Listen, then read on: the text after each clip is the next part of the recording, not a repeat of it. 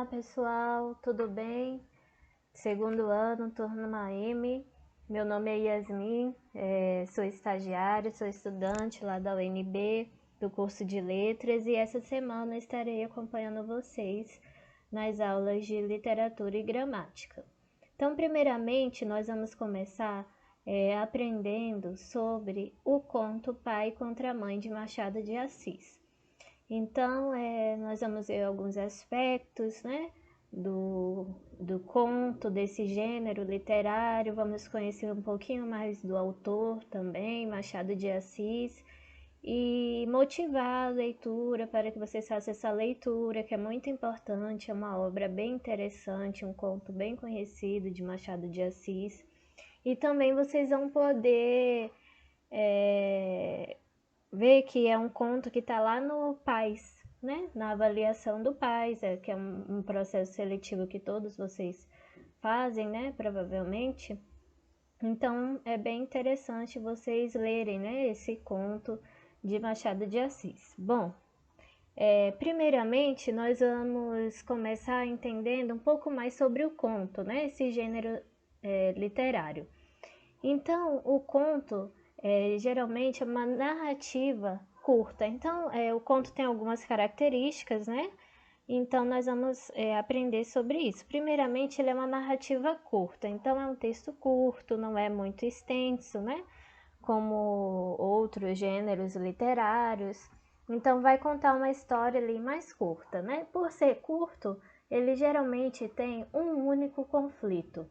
Então, não vai ter muitos desdobramentos, né? Então, vai ser gerado ali um conflito, né? Um clímax, e logo será resolvido.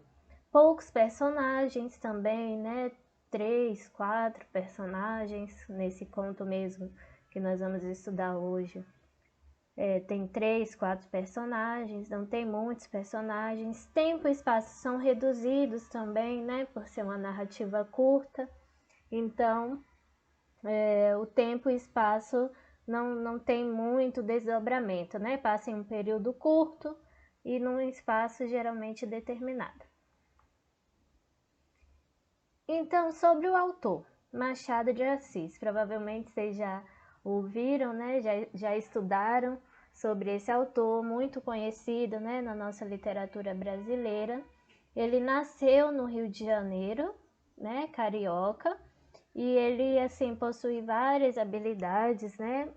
Escreveu muita coisa, tem uma produção literária muito extensa, né? Foi jornalista, foi contista, foi cronista, poeta, teatrólogo, né? Então, ele tem uma produção muito extensa, né? Literária muito extensa, muito interessante. Também ele foi de uma infância muito pobre, né? Morou no Morro do Livramento, lá no Rio de Janeiro. Não teve, assim, oportunidade de estudo formal, mas ele era autodidata, né? Então, ele foi aprendendo sozinho, foi desenvolvendo essas habilidades dele, mas de maneira autônoma, né? Não teve, assim, muita oportunidade da educação formal, de ir para a escola, mas foi superando todas essas dificuldades. Muito interessante, né? Então, falando um pouco sobre o conto Pai contra Mãe. Esse conto foi escrito em 1906, né? Foi da fase realista do autor, então foi ali na fase mais ou menos de transição do autor do romantismo para o realismo, né?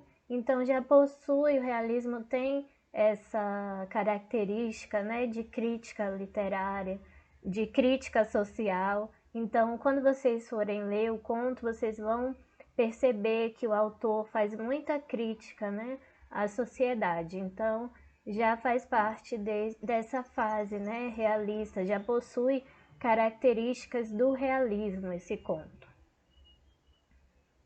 É narrado em terceira pessoa, tá bom? Se passa no Rio de Janeiro. Terceira pessoa significa assim, que não é nenhum dos personagens que conta a história, né? É o narrador que tá de fora.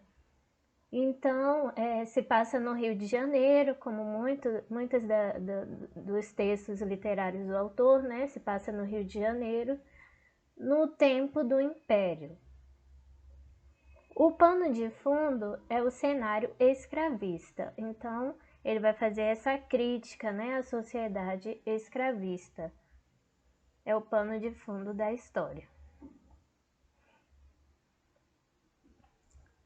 Então, começa relatando sobre os instrumentos de tortura instituídos na escravidão no país, fazendo uma reflexão crítica, né? Então, o narrador começa contando sobre instrumentos, né, que eram usados, aparelhos que eram utilizados para controlar os escravos e impedir que eles fugissem. Então era algo assim, bem pesado o início do conto, né? Que ele conta instrumentos que eram usados para torturar, para controlar mesmo, né? Que os donos que tratavam assim essas pessoas como objeto de maneira muito perversa, né? E eles usavam todos esses instrumentos para tentar controlar, né?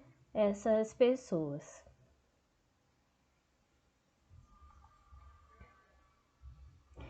E aí, em seguida, o autor relata sobre a frequência que ocorria a fuga de escravos, que era uma tentativa de fugir dos maus tratos. Então, ele começa a relatar sobre esse acontecimento, que muitos escravos fugiam, tinham esse comportamento por tantos maus tratos, né? Porque eram tratados, né? Mentalmente, fisicamente, né? De maneira muito humilhante. E aí eles tinham essa atitude, muitos, né, de fugir. E por ter essa atitude, começou a surgir também a profissão, né, o ofício de capturador de escravos fujões. Então, por toda essa situação, existiam pessoas que tinham como profissão capturar escravos e devolver para os donos e recebia uma recompensa. Então, o início do conto, né, ele começa relatando sobre isso também.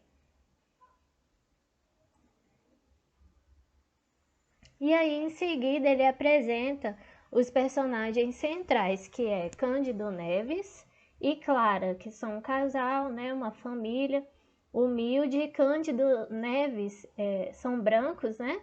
Mas ele é capturador de escravos. São brancos, mais humildes, né?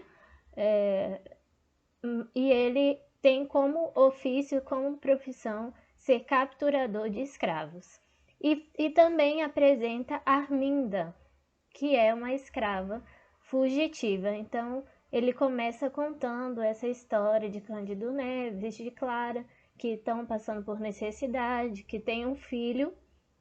E também fala de Arminda, que é uma escrava fugitiva. E Cândido Neves, né, passa a buscar Arminda para ter essa recompensa, ter esse dinheiro.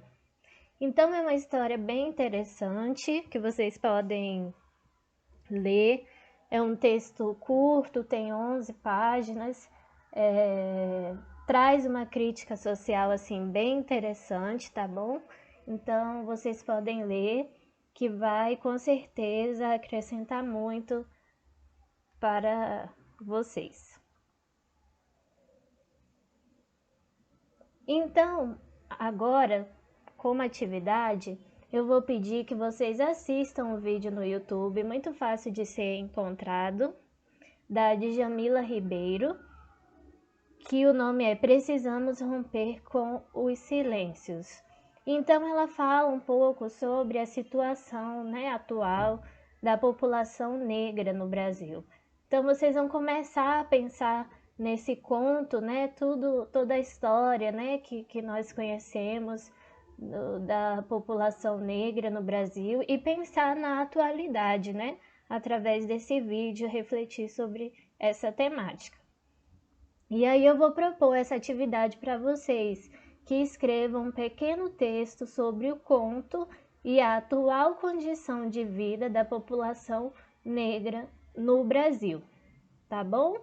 Então, vocês vão pensar no conto, vão assistir ao vídeo, refletir e escrever um pequeno texto sobre a atual condição de vida da população negra no Brasil. Ok? Agradeço. Qualquer dúvida, estou à disposição.